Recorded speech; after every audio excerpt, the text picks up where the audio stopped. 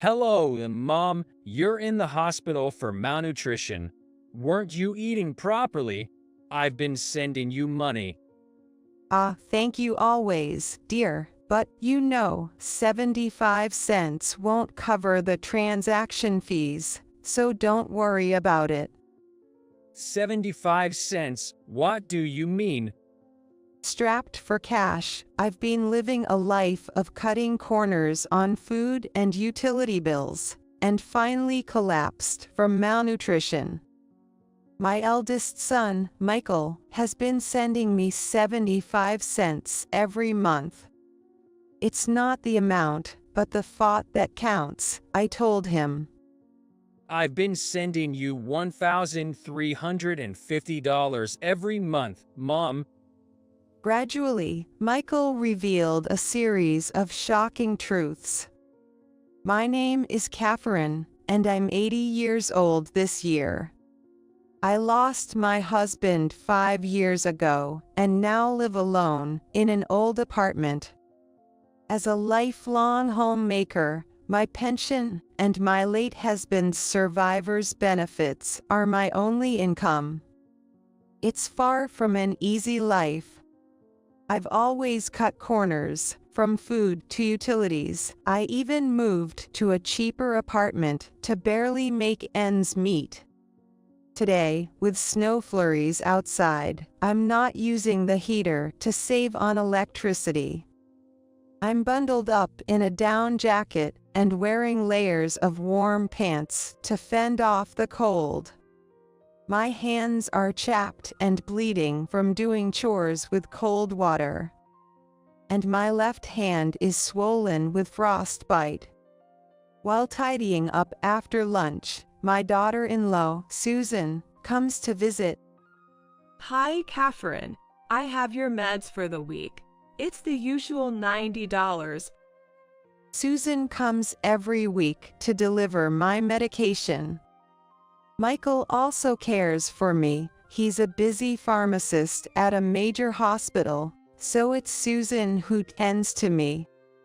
I used to go to the doctor with Susan, but for the past few years, she's just been delivering my meds.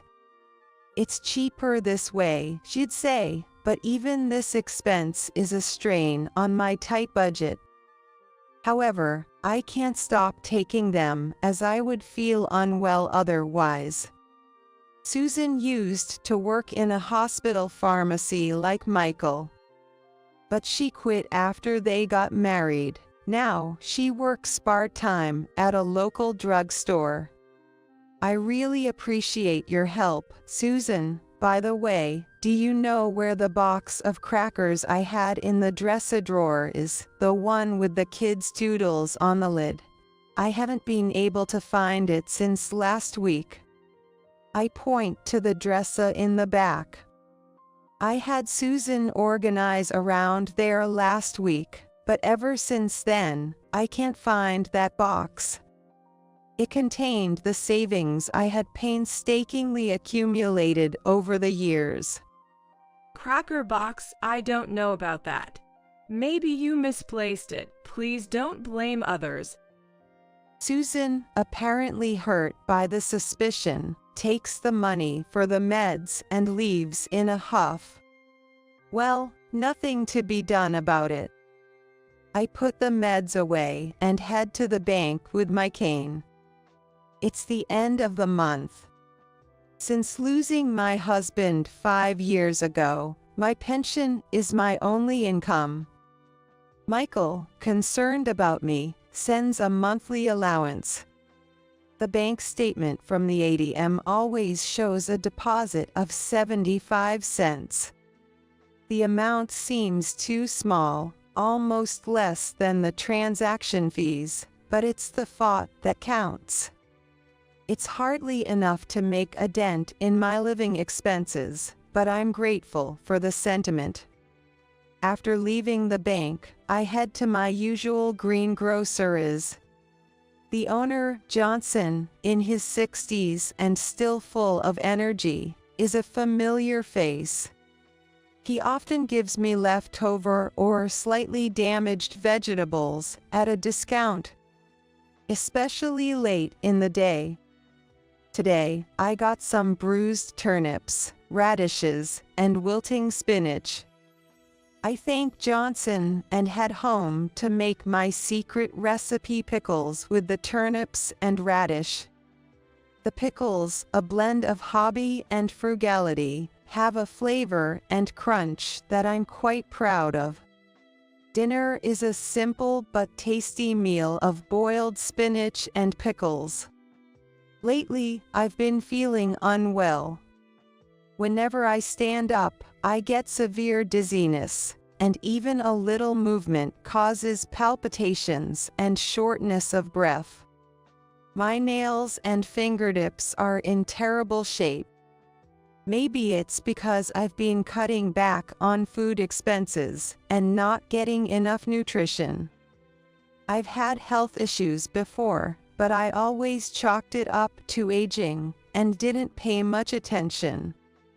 However, recently, the pain in my body and the severity of my dizzy spells have become unbearable. I called Susan to see if she could take me to the hospital. The hospital for dizziness, that seems a bit much. Well, I am getting on in years, so maybe it's inevitable, but I am worried. I haven't been to a hospital in years. Could you take me? But I'm really busy, you know. Michael is working all the time, too. Can we do it another time? It doesn't seem urgent. I had a feeling she might say no. The nearest hospital is quite far from my house. Being short on funds, I can't afford the consultation fee, let alone the transportation costs. And please don't contact Michael about this. He's at a critical point in his work right now. If there's anything, contact me. With that, Susan hung up abruptly. I sighed and took my medication with cold water. One day, while chatting with Johnson, the owner of my regular greengroceries, I was suddenly hit by a severe dizzy spell. Unable to support myself with my cane, I crouched down on the spot. Johnson rushed over feeling worried and asked me if I was okay. The dizziness wouldn't subside, even when I sit down. It's just a little dizzy spell. I'm fine. As I tried to stand up, the world spun, and I passed out. When I woke up, I found myself in a hospital bed, with Johnson sitting beside me. While receiving an 4 drip, I learned about the situation from Johnson. He had called an ambulance after I collapsed at the greengroceries. It seems I slept through the night, as it was already bright outside. The doctor explained that I was suffering from severe malnutrition and anemia. Unbeknownst to me, my bones had become extremely brittle. I wanted to go home early because of the medical expenses, but I was told to stay in the hospital for a week. Catherine, I always told you to eat properly. You scared me, collapsing out of the blue like that. Johnson had always been concerned about my health. I'm sorry for worrying you, but I just don't have the money. Isn't your eldest son a doctor or something? He works at a hospital, so he must have a good salary. Can't he send you some money? He's a pharmacist. He's been sending me money, but... I smiled awkwardly and stayed silent. Michael does send me money every month, but it's such a small amount that it doesn't help much. And the weekly payments for the medication from Susan have significantly depleted my pension. Johnson suggested asking for more money, but I felt uncomfortable asking for more, even from family. But now, with the hospitalization, I was worried about the medical bills. I live paycheck to paycheck. There's no way I can afford expensive medical treatment. And I was also concerned about my pickles. They need to be stirred every 3 days, or they'll spoil. After thanking Johnson and seeing him off, I looked for my cell phone to contact Susan. It was out of charge. I don't remember Susan's number, but I have memorized Michael's because it's similar to my home number.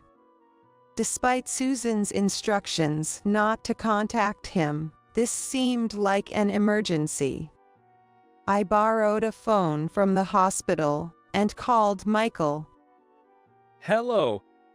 Ah, good. I finally got through to you. It's been a while. Michael, it's your mother. Sorry to bother you during work. I had occasionally called Michael despite Susan's instructions. I just wanted to hear his voice, but for some reason, I never managed to get through. Perhaps he was too busy with work. Anyway, I was relieved that the call went through at such a critical time. Mom, I was wondering who was calling. It's been a while since you've called. Where are you calling from? I hesitated to worry about Michael, but I confessed I was in the hospital. Surprised, Michael listened as I briefly explained how I had collapsed and ended up hospitalized. Malnutrition. But, Mom, haven't you been eating properly? I've been sending money for that reason. Yes, thank you always. I truly appreciate it. But, 75 cents. It's less than the transaction fees, so don't worry too much about it. 75 cents? Transaction fees? What? What do you mean? Confused, Michael listened as I thanked him for the 75 cents he sends each month and expressed how it's the thought that counts, not the amount. He listened silently. I thought I was sending you more than that. Michael finally managed to say that after a pause. Wait a minute, but you said malnutrition, right?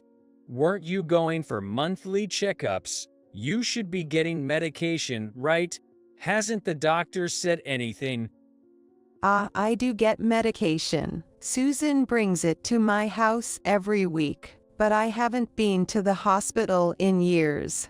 Recently, I've been having severe dizziness and palpitations, and I wanted to go, but Susan said she was too busy, and we should do it another time. Medication. Every week. Michael, are you there? Michael was muttering something to himself on the phone. I wondered if something was bothering him.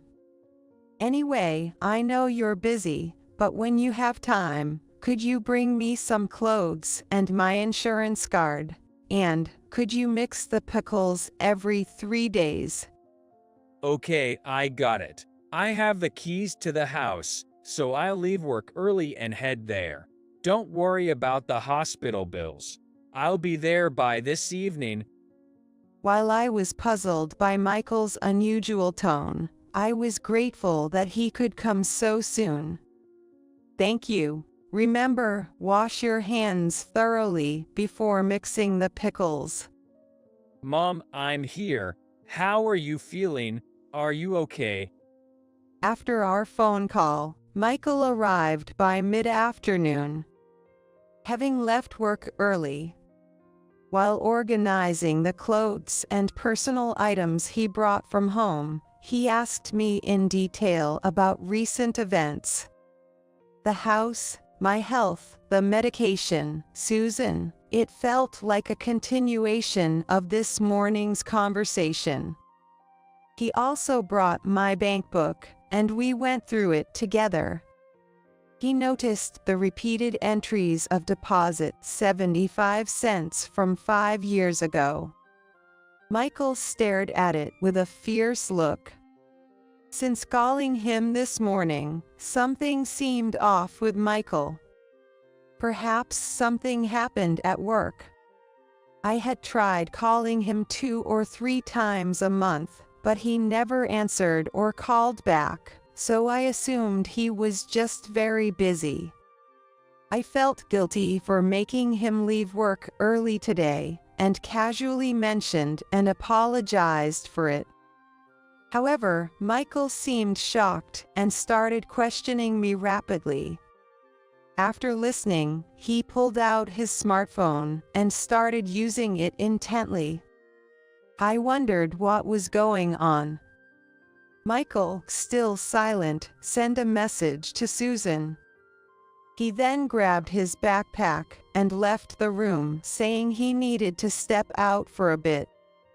Left alone, I felt a sense of foreboding but kept lying down on my hospital bed.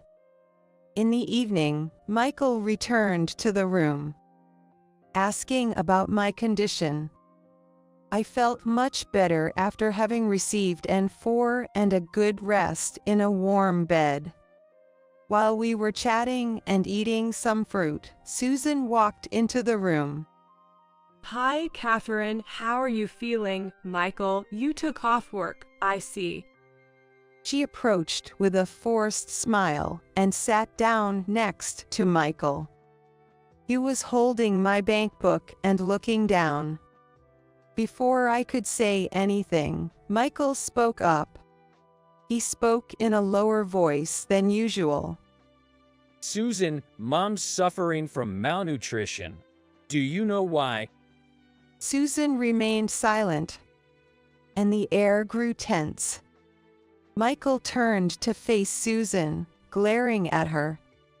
Mom has been struggling with money, unable to buy proper groceries. It's not just food.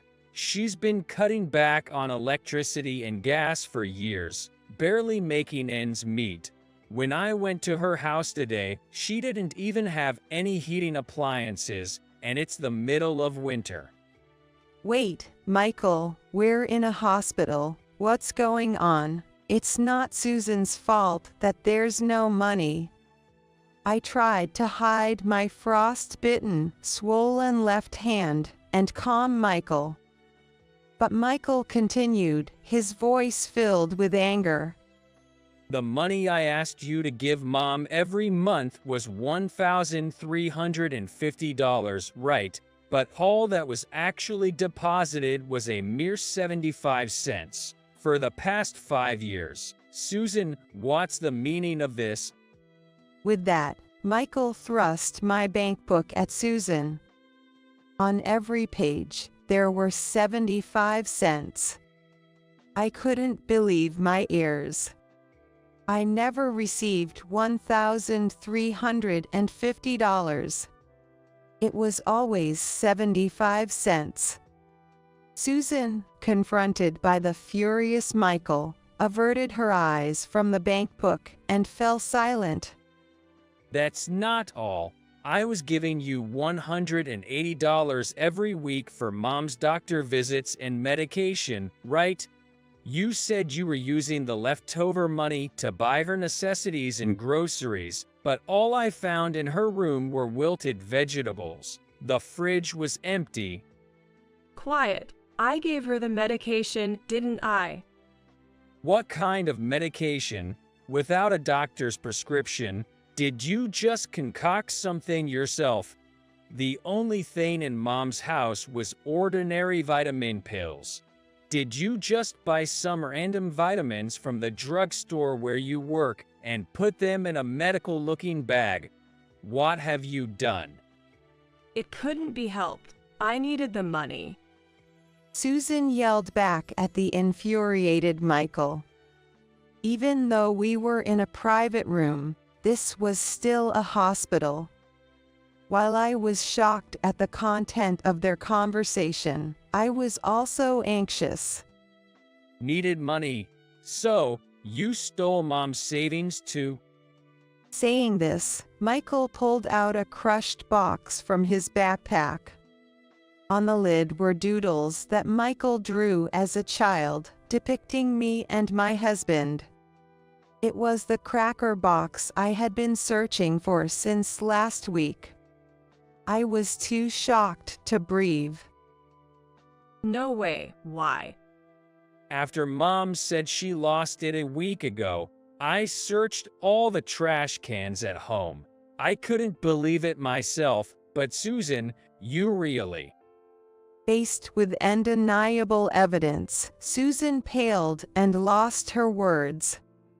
So, Susan, what did you do with the $27,000 that was in there? Not just that, but the $1,350 I was supposed to be depositing every month, the hospital and medication expenses. Where did all that money go? It's gone, all right. The money's gone. Susan trembled as she looked at the box, but then stood up defiantly. It's your fault, Michael. You always ignored me, always worried about your mother. Ryan, that host, he's much more wonderful than you.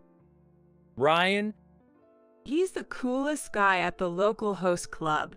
I've been supporting him, and he's about to be #1. He's been saving all the money I gave him for our future. Both Michael and I were dumbfounded by Susan's excited ramblings. It seemed she had found another man and was squandering money on him. Hence, her need for a lot of cash. All right, Susan, I understand now. Let's get divorced here and now, for the sake of your life with this Ryan guy. Calmly, Michael took out a divorce paper and a stamp from his backpack and placed them on the side table. I never want to see your face again. Sign the divorce papers now, pack your stuff, and leave the house tonight. I'm staying at the hospital tonight. What, Michael? Don't be ridiculous. All of a sudden. Susan, do you even realize what you've done? Falsifying medication, stealing money. If you don't want to get divorced, I can take this to the police right now. Intimidated by Michael's imposing gaze, Susan soon started tearing up and making excuses. I had no choice. The part-time job wasn't enough. I took a little of the remittance and medication money, and I know it was wrong. But you and your mother didn't notice for years, so you're also to blame. Enough, Susan. You've been messing with my phone to block Mom's number and telling her not to contact me, right? You deliberately kept us apart and methodically exploited us. Michael slammed his fist on the table with the divorce papers, making Susan flinch. Also, Susan, we're done, but I'll be billing you for all the money you took. If you don't pay it back, remember I'll go to the police. Finally realizing the gravity of her actions, Susan signed the divorce papers while crying. That night, she left our home as Michael had instructed, disappearing like a thief in the night. Instead of reporting to the police, we made sure to claim the money Susan had exploited. The total of the allowance and medication expenses over the past 5 years, along with my hidden savings, shockingly exceeded $90,000. Afterwards, Susan, having lavishly spent on her host boyfriend, found herself unable to contact him and went into a frenzy, causing a scene at his club and getting banned. Bad news spreads fast. She was eventually fired from her part-time job, which had come to know of her deeds. Without any income and unable to afford rent, Susan resorted to staying in internet cafes for a while, but her current whereabouts are unknown. I had almost given up hope of getting my money back after Susan went missing. But her family, upon learning of the situation, agreed to repay the amount in small installments. While it might be difficult to recover the full amount, their willingness to make amends was heartening. After my discharge, I decided to live with Michael. We now reside peacefully in the house Susan left, free from the financial strain she had imposed on us. I'm healthier now, enjoying warm meals and a comfortable home. Johnson, the greengrocer who had always been concerned about me, was finally relieved. I continue to make my beloved pickles. What started as a hobby and a means of saving money has now, with Michael's help, turned into sharing pickle-making techniques and delicious recipes online. Surprisingly, my pickle channel became incredibly popular within a few years, now generating a substantial income. Having never worked as a full-time employee, I once believed earning money was impossible for me, but now I see that I can contribute to others. Beyond the financial gain, the joy of bringing happiness to people has made my days fulfilling.